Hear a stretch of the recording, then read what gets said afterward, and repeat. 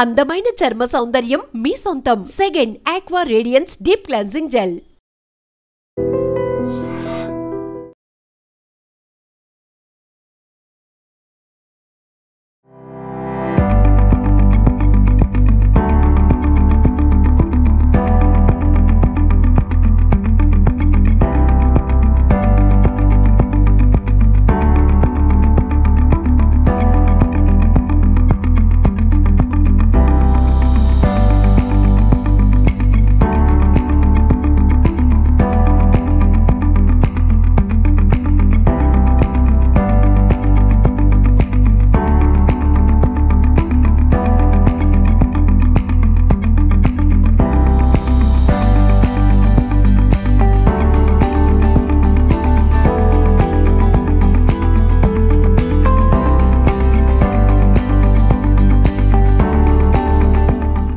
ఎక్కడి నుంచి వచ్చారు, ఎప్పుడు వచ్చారు?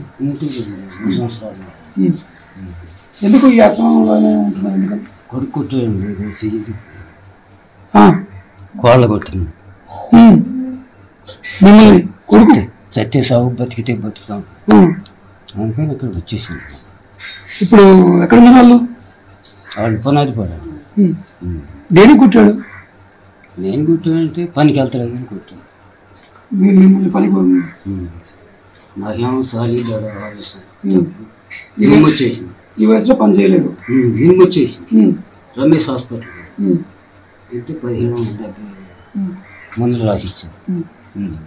నా దగ్గర డబ్బులు అట్టాగే వెళ్ళి 2-3 రోజులు అట్టాగే సారీ దడ ఆవేశం 1750 పెట్టి మందులు తెచ్చుకున్నాను. మందులు ఆడుకున్నాను.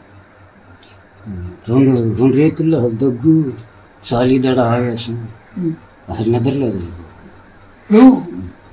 కొడుకు కోడలు కొట్టి ఏ చెయ్యాలి కొట్టారు ఈ చెయ్యి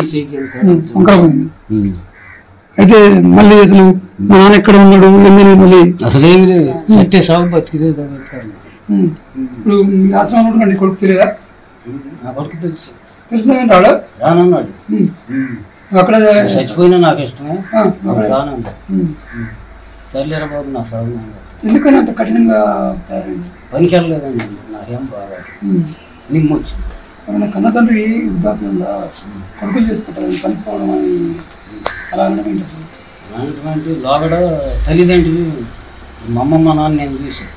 నా దగ్గర చచ్చిపోయాడు. నా దగ్గర చచ్చిపోతే నా కొడుకు ఏం చేసేది నన్ను కొట్టి కోళ్ళ కొట్టి కోడలికి ఏమో మాట వచ్చింది. పనికి వెళ్తలేదండి. నాకేం బాగా మీరు పనిచేసి వాళ్ళని వెళ్ళాలంటున్నా ఈ వయసులో? ఈ వయసులో ఎంత మీ వయసు? వయసు 67. ఆయనకి ఎంత ఉంటుంది? కొడుకు 30 సంవత్సరాలు. 30 సంవత్సరాలు ఎప్పుడేమో తిరిగి వస్తాడు. నిన్న పని చేయమంటున్నాడు. పని చేయమంట. ఏం పని చేసింది కొడుకు? పెయింటింగ్. మనవరాళ్ళు ఉన్నారా? 2 మనవరాళ్ళు. మరి వాళ్ళతో మీకు బంధం ఎట్లుంది? వాళ్ళ తాత అందలేరా? వాళ్ళు అంటలేదు. వాళ్ళు కాడు ఎనిపించుకున్నారు. మా తాత చేసేస్తాడు బతికితే బతుకుతాడు.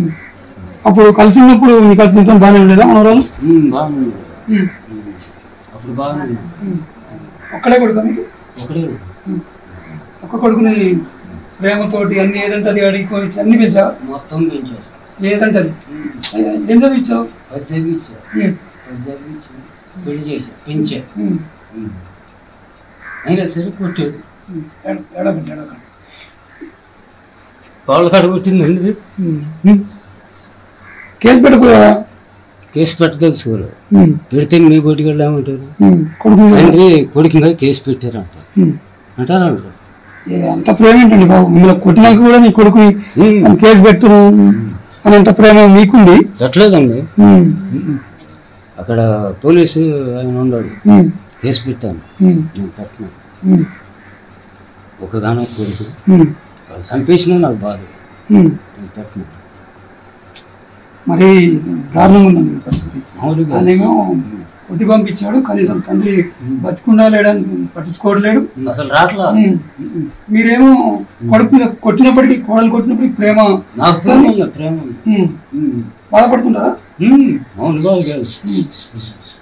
గుర్తొచ్చినప్పుడు ఏడ్చుకుంటాం. అన్ని గుర్తొస్తుంటాయి. ఎలా ఎత్తుకొని పెంచినావు, ఏం చేసినావు, ఏం పడుతుంది కొనిచ్చి పెంచి బట్టలు కొనిచ్చి అన్ని.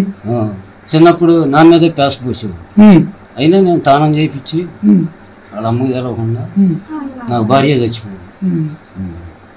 భార్య చచ్చిపోయినా కానీ చదివించా, పెళ్లి చేసా, బోడి చాకరీ చేసా, అయినా సరే కుట్టాను. ఇదే చూడండి, ఈ షేకి అంత తేడా చూడండి. చెయ్యరు కొట్టాడండి, వాళ్ళ కాడికి కొట్టింది. కోడలు వచ్చినాక మారింది అంతమంది, కోళ్ళు వచ్చినాక మారాడు, అంతమంది బాగున్నాడు. వాళ్ళంది చంపేసేయాలి, చంపేసే కూడా పోతున్నా, నన్ను చంపేసేయాలి, చంపేయండి. మనం పనికి పోయిన దానికి ఎందుకు మనం తిండి పెట్టడం దండగా, తిండి పెడుతుంది దండగా, చంపేసేయండి, చంపేయండి. నన్ను నేను ఎప్పుడైనా చచ్చిపోయేది, కన్నాను, పెంచాను, చదివించాను, పెళ్లి చేశాను, ఇది నా బాధ్యత అయిపోయింది, చంపేసేయండి. చూస్తున్నారు కదా, అదేండి బాబు, ఈ వృద్ధాశ్రమంలో ఒక్కొక్కరి దీనగాల అందరూ ఉండి ఎవరూ లేక ఒంటరి ఈ ఆశ్రమంలోనే మిగతా వారే కుటుంబ సభ్యులు అనుకుంటూ యొక్క శేషుమాధవ్ గారి ఆశ్రమంలో ఆశ్రయం పొందుతున్నారు. ఇక్కడే బాగుంది, సంతోషంగా ఉంది. కానీ కుటుంబ సభ్యులు గుర్తొచ్చినప్పుడే బాధ అవుతుంది. కానీ ఏం చేస్తాం, చివరి దశలో ఉన్నాం, వృద్ధాప్యంలో ఉన్నాం, ఇంతతోని సర్దుకుపోవాల్సిందే అంటున్నారు. మరి ఇతని పరిస్థితి అయితే కన్న కొడుకు అతి గారాభంగా ఎత్తుకొని పెంచి పెద్ద చేసి పెళ్లి చేసి పిల్లలు కనేంత వరకు కూడా జాగ్రత్తగా చూసుకున్న తండ్రి అటువంటి తండ్రిని కొడుకు కొట్టడం, అంతేకాకుండా కోడలు కొట్టడం, ఇవన్నీ చేసేసి వృద్ధాప్యంలో పనికి చేయడానికి పనికిరానప్పుడు బతికేందుకు అని చెప్పేసి అవమానించడంతో ఆయన మనస్తాపం చెంది ఆశ్రమానికి వచ్చినాడు. ఇటువంటి వాళ్ళు చాలా మంది ఉన్నారు ఇక్కడ, గతంలో కూడా చాలా మంది ఉన్నారు. కొద్దిమంది అనారోగ్య కారణాలతో మరణిస్తే మాధవ్ గారే స్వయంగా అంత్యక్రియలు చేసి తనే తలకొరు పెట్టిన సందర్భాలు ఉన్నాయి. మొత్తం మీద అయితే వీళ్ళంతా ఎవరూ లేకున్నా అందరూ ఉన్నట్టుగా వీళ్ళే కుటుంబ సభ్యులుగా సంతోషంగా ఉన్నారు.